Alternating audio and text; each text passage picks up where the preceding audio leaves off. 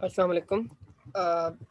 Last class के अंदर जो है हमने क्या किया था कि ये ऐड न्यू यूज़र के बटन के ऊपर काम किया था। अभी हम एडमिन से लॉग्ड इन है, ठीक है। हम यूज़र्स डॉट पी के ऊपर आ चुके हैं यहाँ पर, इस पे बटन पर क्लिक करने के बाद, ठीक है। अब यहाँ पर हमने पिछली दफ़ा काम किया था कि ऐड न्यू यूज़र के ऊपर जब हम कोई बंदा यहाँ पर ऐड कर रहे थे, फॉर एग्जांपल मैं यहाँ पर कोई एक नया बंदा जैसे ऐड कर देता हूँ, ये अजमल, और ajmal@abc.com एक ईमेल मैंने रैंडम टाइप कर दी और इसका एक पासवर्ड लिखकर सबमिट किया। तो ये बंदा जो है यूज़र एडिट सक्सेसफुली हमारे पास हो रहा था। और हम डेटाबेस में जाकर अगर देखें यहाँ पर, तो अभी अजमल नाम से यहाँ कोई बंदा नहीं है, लेकिन जब हम इसको रिफ्रेश करते हैं तो ये अजमल नाम से हमारे पास बंदा आ चुका है। तो ये काम हम ऑलरेडी कर चुके हैं कि डेटाबेस के अंदर डेटा को ऐड कैसे करना है। अब आज की क्लास के अंदर हमें ये देखना है कि यहाँ पर हम उन तमाम यूजर्स को एक टेबुलर फॉर्म के अंदर शो करना चाह रहे हैं, तो वो किस तरह किया जाएगा। तो उसके लिए हमें क्या करना होगा, हमें इस users dot P H P के ऊपर जाकर मैं इस सबलाइम टेक्स्ट के अंदर users dot P H P के अंदर आ जाता हूँ और यहाँ पर बिल्कुल शुरू के अंदर ही वो काम करता हूँ जिसके अंदर हमने अपना मतलब डेटाबेस का कनेक्शन बनाया था और क्यूरीज वगैरह लिखी थी। तो उसके लिए मैं सिंपली यहाँ से जा रहा हूँ अपना लॉगिन वाली फाइल के अंदर, क्योंकि इसके अंदर हमारा ऑलरेडी कोड हुआ है। तो यहाँ से लेकर यहाँ तक जो डेटा है मैं कॉपी कर लेता हूँ और users dot P H P पर आके मैं यहाँ पर इसको पेस्ट कर रहा हूँ, ठीक है। ये एक्स्ट्रा है, हमें इसकी ज़रूरत नहीं है, और सेशन स्टार्ट ऊपर ऑलरेडी हुआ है तो इसकी भी हमें यहाँ पर कोई ज़रूरत नहीं पड़ेगी। तो यहाँ पर बेसिकली क्या हुआ, हमने अपना कनेक्शन जो है वो क्रिएट कर लिया है, वो हमने अपना डीबी के अंदर स्टोर करवा दिया है। अब इसके बाद हमें यहाँ पर क्यूरी लिखनी होगी, तो मैं क्यूरी लिखता हूँ। क्यूरी के अंदर हम बेसिकली क्या करेंगे, यूजर के टेबल में से तमाम का तमाम data select star from users. तो यूजर्स के टेबल में से जितना भी डेटा है वो तमाम का तमाम हमें यहाँ पर गेट करना है। तो उसके बाद मैं लिखता हूँ dollar result is equal to और फिर my SQL I underscore query, और ये फिर हमारे पास दो पैरामीटर्स को एक्सेप्ट करता है। पहला पैरामीटर आपका जो है कनेक्शन वेरिएबल होगा और दूसरा जो है हमारा जो हमने यहाँ पर क्यूरी लिखी है वो।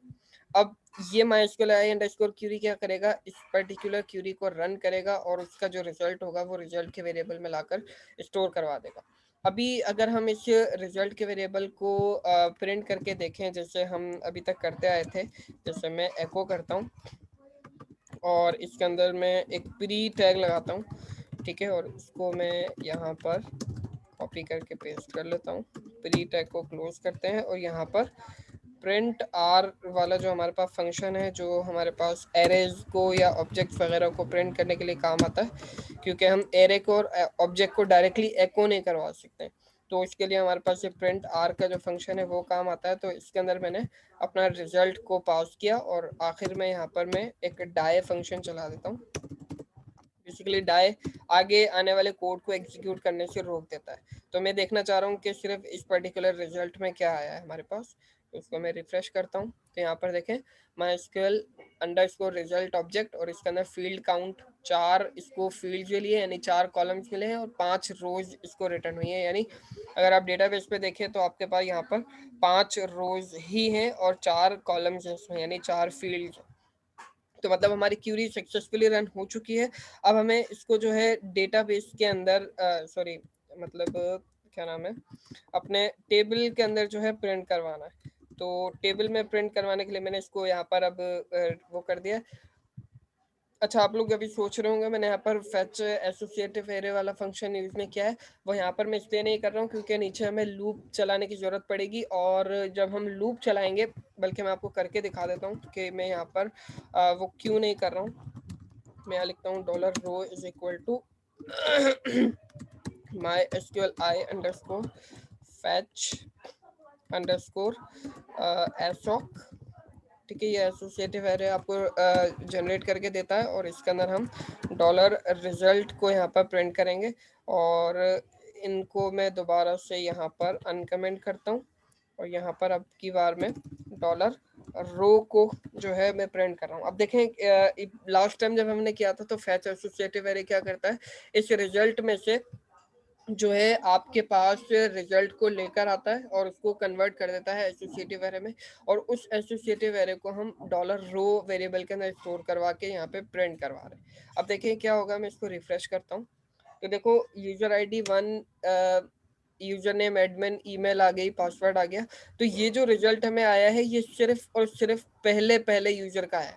यानी ये जो फैच एसोसिएटिव एरे वाला जो आपके पास फंक्शन है, ये आपके पास जो भी इसको रिजल्ट मिलता है उसकी पहली रो को ही स्टोर करता है। तो इस वजह से ये वाला जो फंक्शन हमारे पास है, इस फंक्शन को हम एक लूप के अंदर रखेंगे ताकि एक एक करके ये तमाम के तमाम रोज को मतलब रीड करे, और रीड करने के बाद जो है हमें उनका जो डेटा है वो टेबुलर फॉर्म के अंदर हम सेव करवाएं। यही वजह थी इसको मैंने यहाँ पर यूज नहीं किया, इसको हम नीचे अपने टेबल के अंदर इस्तेमाल करेंगे। अब नीचे आ जाते हैं जहाँ पर ये जो हमारा यूजर है, मैं यहाँ आता हूँ दोबारा, इसको रिफ्रेश करते हैं। ठीक है, ये जो यूजर और बटन है हमारे पास, इस बटन के नीचे वाले डिव के अंदर, यानी ये जो कंटेनर हमने बनाया था, इस कंटेनर के नीचे हम अपना एक टेबल बनाएंगे। तो ये जो कंटेनर है हमारा, ये हमारा यूजर वाला कंटेनर है। इस कंटेनर के नीचे जो है मैं एक डिव और बना रहा हूँ। तो इसके अंदर मैं यहाँ पर एक डिव बनाता हूँ और इस डिव के अंदर मैं एक क्लास लगा रहा हूँ table dash responsive. I think यही क्लास से देख लेते हैं काम करेगी नहीं करेगी। और टेबल का टैग इस डिव के अंदर हमें लगाना है और इसके ऊपर हमें क्लास लगानी होती है सिंपल टेबल। ठीक है, तो टेबल क्लास से फिर इसकी जो भी फॉर्मेटिंग वगैरह होती है वो खुद ही हो जाती है, हमें कुछ करने की ज़रूरत नहीं है।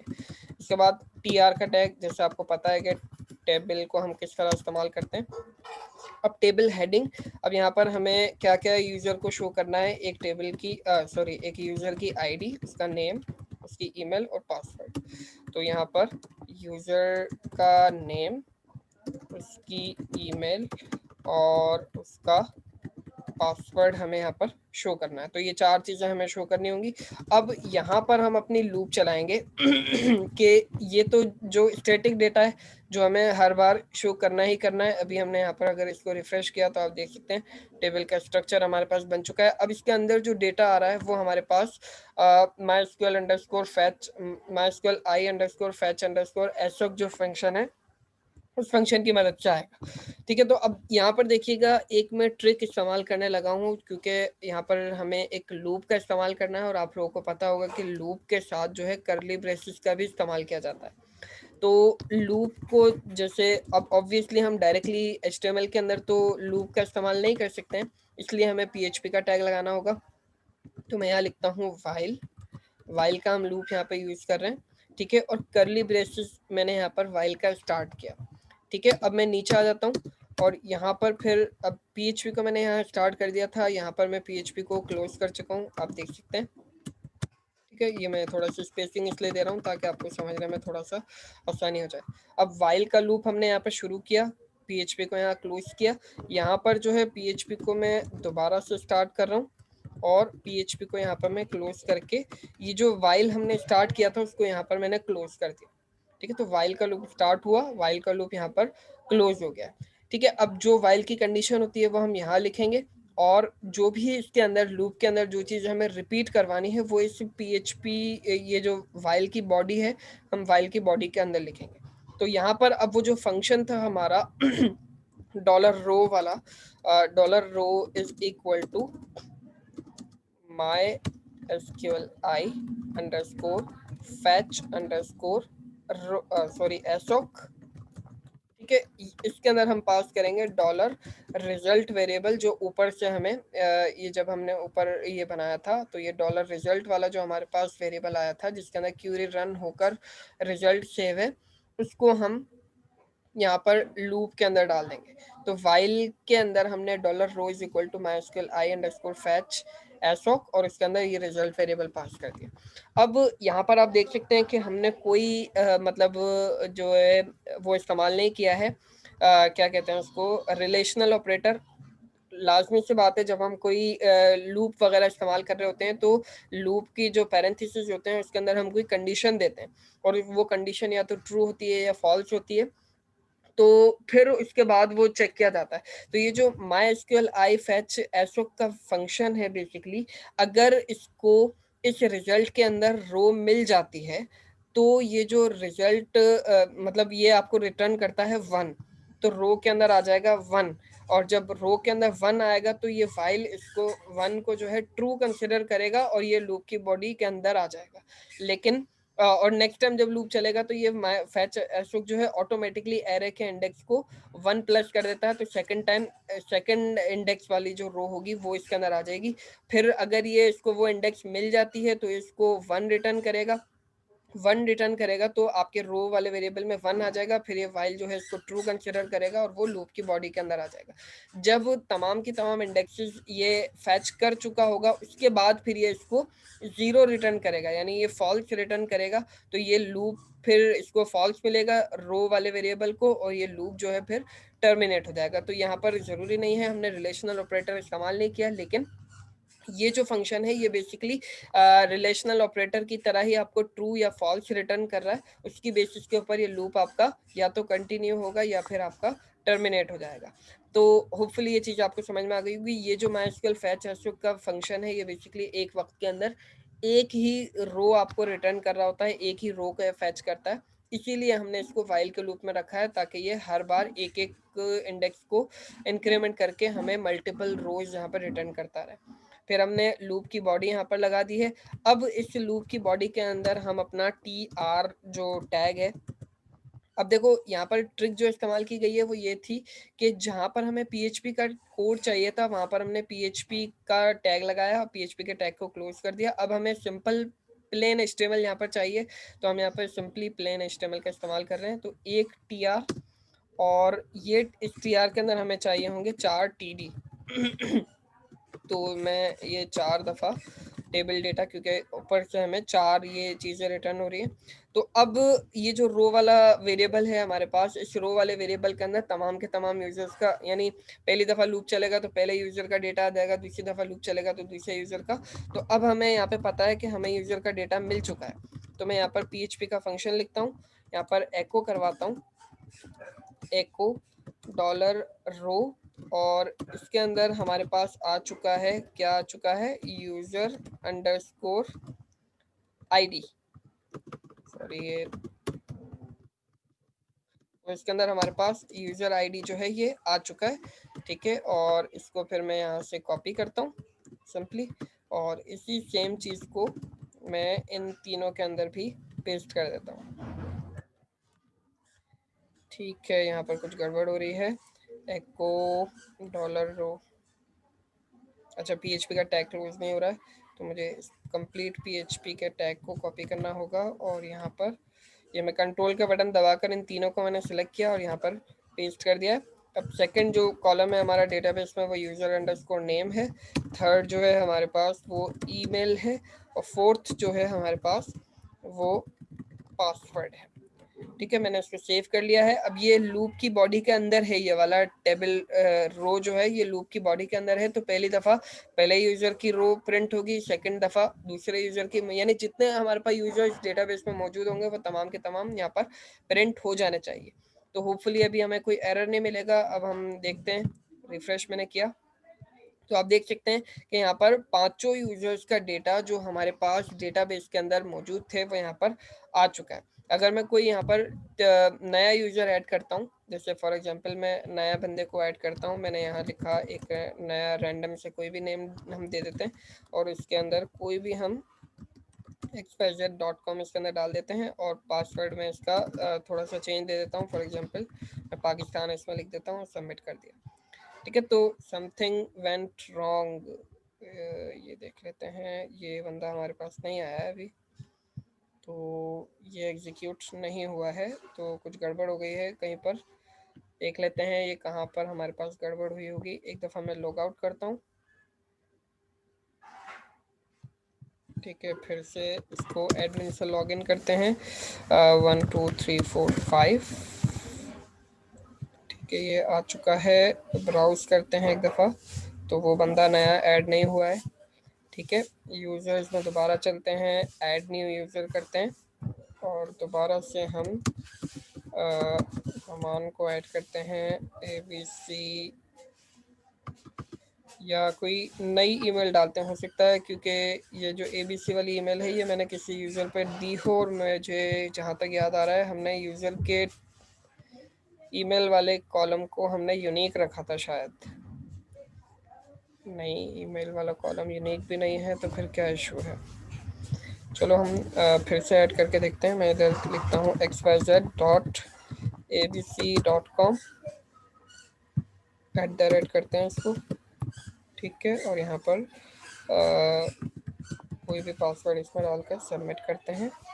तो यूज़र एडिड सक्सेसफुली। अब पता नहीं क्या इशू हुआ होगा इसमें, मुझे ईमेल का इशू लग रहा है फ़िलहाल, क्योंकि अली की जो ईमेल थी वो भी हमने सेम ही दी थी, तो इस वजह से इशू कर रहा होगा। तो ये जो हमने अभी नया बंदा ऐड किया है, ये हमारे पास, ये जो नौमान बंदा है, ये हमारे पास यहाँ पर ऐड हुआ हुआ आपको नज़र आ रहा होगा। ये ऑटोमेटिकली इसके अंदर ऐड हो चुका है।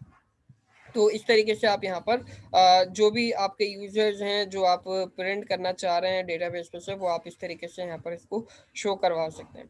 प्लस में अब यहाँ पर एक चीज़ और है कि मैं यहाँ पर एडिट और डिलीट के बटन्स भी शो करना चाह रहा हूँ। फॉर एग्जांपल मुझे इस पर्टिकुलर यूज़र का जो है पासवर्ड चेंज करना है या इसको मुझे डिलीट करना है, तो इसके लिए भी मेरे पास यहाँ पर कोई ना कोई अवेलेबल फंक्शंस होने चाहिए।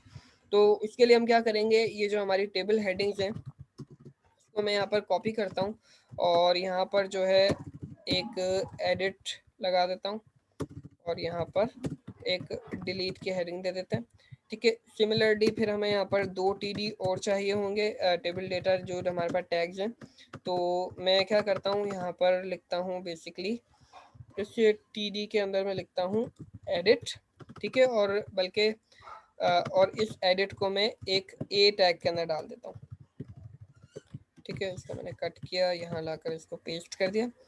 ठीक है, अच्छा, अब इतना काम तो मैंने कर दिया। अब यहाँ पर एक चीज़ आपको और समझनी है, वो बहुत ही ज़्यादा इम्पोर्टेंट है। मैं इसको यहाँ पे कॉपी करता हूँ और यहाँ पर लाकर मैंने इसको पेस्ट कर दिया। यहाँ पर इसके ऊपर मैं लिख देता हूँ डिलीट। ठीक है, अब मैं इसको यहाँ पर आकर रिफ्रेश करता हूँ, तो हर यूज़र के साथ एक एडिट का कॉलम और एक डिलीट का कॉलम भी यहाँ पर आ चुका है। अभी मैं इसके ऊपर क्लिक करता हूँ तो कुछ भी नहीं होगा, क्योंकि हमने इसके href टैग के अंदर कुछ लिखा ही नहीं है और इसके भी href टैग के अंदर कुछ भी नहीं लिखा है। तो जब हम यूज़र को एडिट करेंगे किसी यूज़र को, तो हमें एक फ़ाइल बनानी होगी अलग से PHP की फ़ाइल। उसका नाम मैं रख रहा हूँ यूज़र एडिट डॉट PHP। और जब हम यूज़र को डिलीट करेंगे तो उसके लिए हमें एक फ़ाइल बनानी होगी, उसका नाम मैं रख रहा हूँ यूज़र डिलीट डॉट PHP। ये दोनों फाइल्स जो हैं हम नेक्स्ट क्लास के अंदर बनाएंगे। आज की क्लास में हम एडिट और डिलीट के काम को नहीं सीख रहे हैं। यहाँ पर मैं सिर्फ आपको एक चीज़ समझाना चाह रहा हूँ। अब यूजर एडिट डॉट PHP और यूजर डिलीट डॉट PHP ये फाइल बनाए, ये लिंक्स मैंने इसको दे दिए हैं कि जब एडिट पे क्लिक हो तो वो इस पेज पर जाए और डिलीट पे क्लिक हो तो वो इस पेज पर जाए। अब मैं इसको रिफ्रेश करता हूँ। अब देखें क्या होगा, जब मैं एडमिन को फॉर एग्जांपल या किसी भी यूज़र को मैं एडिट करने जाता हूँ, फॉर एग्जांपल मैं एडिट इस सेकंड आईडी वाले यूज़र को जो है एडिट करने जा रहा हूँ, तो जैसे ही मैं एडिट पे क्लिक करता हूँ आप देखेंगे ये पेज तो ऑब्वियसली बना हुआ नहीं है, इसलिए नॉट फाउंड का एरर आ रहा है। तो आप देख सकते हैं कि हम यूज़र एडिट डॉट PHP पर आ गए। अभी हमने सेकेंड आईडी वाले यूज़र को क्लिक किया था। अगर मैं पांचवे यूजर को या चौथे यूजर पे क्लिक करूं तो सेम हमारे पास चीज़ हो रही है, हम यूजर एडिट वाले पेज पर आ रहे हैं, क्योंकि हमने यहाँ पर तमाम के तमाम यूजर्स को एक ही मतलब वो रिटर्न किया है पेज। तो अब ये कैसे पता चलेगा कि जब हम यूजर एडिट वाले पेज के ऊपर आए हैं तो हम किस यूजर को एडिट करने के लिए आए हैं। तो इस तरीके से हम इसे पहचान नहीं सकते अभी कि हम हो सकता है ज़रूरी थोड़ी है कि 5-6 यूजर हों, हजारों की तादाद में आपके यूजर के टेबल के अंदर डेटा हो सकता है। तो अब इस केस में ये कैसे पता चलेगा कि हम किस यूजर को एडिट करने आए हैं।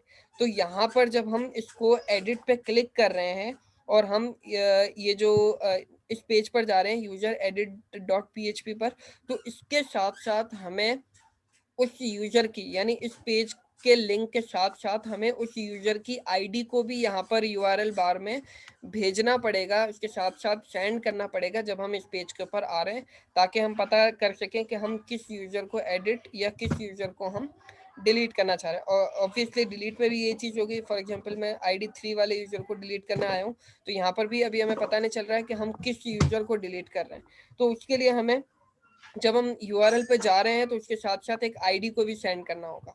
तो आईडी को सेंड करने का तरीका बेसिकली क्या होता है, जहां पर आपने ये href का टैग लिखा है, ठीक है, इसके साथ साथ आप यहाँ पर एक क्वेश्चन मार्क लगाते हैं। यहाँ पर बहुत ध्यान से देखिएगा, क्वेश्चन मार्क आप लगाते हैं, उसके साथ फिर आप कोई भी एक वेरिएबल का नाम दे देते हैं। यहाँ पर जो भी आप वेरिएबल का नाम देंगे वो नेक्स्ट पेज के ऊपर आपको इस्तेमाल करना होगा, जिस पेज के ऊपर आप जा रहे हैं, यानी यूजर एडिट पेज पर आप जाएंगे तो वहां पर फिर इस वेरिएबल का आप इस्तेमाल करेंगे। तो मैं ID इज इक्वल टू ये ऐसे मैंने किया। अब यहाँ पर मैं PHP का टैग दोबारा लगा रहा हूँ, ठीक है, PHP के टैग को मैंने क्लोज किया और इसके अंदर मैं एको करवाऊंगा। एको में किसको करवाऊंगा, यूजर आईडी को। तो मैं यहाँ पर लिखता हूँ यूजर अंडरस्कोर आईडी। अब देखो क्या होगा, जब ये यूजर एडिट डॉट php के ऊपर जाएगा तो ये अपने साथ साथ एक आईडी का वेरिएबल भी लेकर जाएगा, और आईडी के वेरिएबल में क्या सेव होगा, उस पर्टिकुलर यूजर की आईडी जो इस वक्त लूप के अंदर मौजूद है। ठीक है, सेम काम जो है हम यहाँ पर इतना हिस्से को मैं कॉपी करता हूँ और डिलीट वाले के ऊपर में एग्जैक्ट चीज को मैं पेस्ट कर देता हूँ। ठीक है, अब क्या होगा, जब हम एडिट पे क्लिक करेंगे तो जिस रो पर हम मौजूद हैं उस पर्टिकुलर रो की आईडी हमारे साथ नेक्स्ट पेज के ऊपर जाएगी, और जब डिलीट के केस में भी सेम ही काम होगा। तो इसको मैं रिफ्रेश करता हूँ, कोई एरर नहीं आया।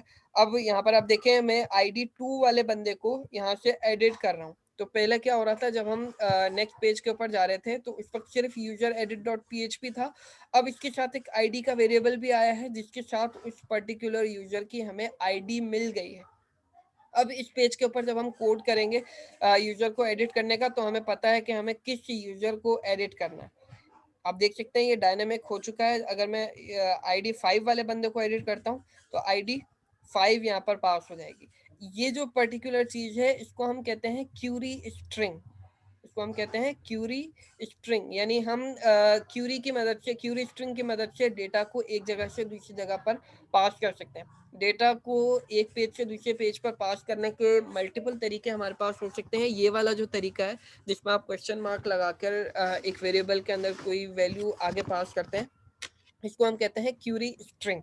और ये काफ़ी ज़्यादा पॉपुलर तरीका है अपने डेटा को एक पेज से दूसरे पेज पर ट्रांसफ़र करने का। सिमिलरली अगर आप डिलीट पे भी देखें, मैं ID 3 वाले बंदे को मैंने डिलीट किया है, तो user delete dot php page पर तो हम आए हैं, लेकिन हम ID 3 को लेकर आए हैं। अब इस आईडी की मदद से हम पता कर सकते हैं कि हम किस बंदे को डिलीट करने जा रहे हैं। तो आई थिंक आपको ये कॉन्सेप्ट समझ में आ गया होगा। नहीं समझ में आया है तो इस चीज़ को मल्टीपल टाइम्स आप लोग देखिएगा। अभी तक हमने क्या किया है, यूजर को क्रिएट करना सीखा है। इस पर्टिकुलर बटन की मदद से हम कोई डेटा इसमें एंटर करेंगे, वो यहाँ पर जब हम ऐड करेंगे तो वो यूजर इसके अंदर आ जाएगा। और डेटा को रीड कैसे करते हैं डेटाबेस के साथ और उसको टेबुलर फॉर्म के अंदर प्रिंट कैसे करते हैं, ये हमने देख लिया है। प्लस में हमने क्यूरी स्ट्रिंग को किस तरह पास करते हैं ताकि हम दूसरे पेज के ऊपर जब जा रहे हैं तो वहाँ पर हम किस तरीके से एक जगह से डेटा को दूसरी जगह पर मूव करेंगे। तो होपफुली यहाँ तक समझ में आ गया होगा। नेक्स्ट क्लास के अंदर एडिट और डिलीट वाले कॉन्सेप्ट को भी देखेंगे। इस क्लास में फिलहाल इतना ही। कोई चीज़ नहीं समझ में आई हो तो उसको काइंडली नोट डाउन कर लीजिएगा और इसकी प्रैक्टिस क्लास में कीजिएगा। इंशाल्लाह फिर जब हमारी ऑनलाइन क्लास होगी तो इसको लास्ट में हम डिस्कस करेंगे। अल्लाह हाफिज़।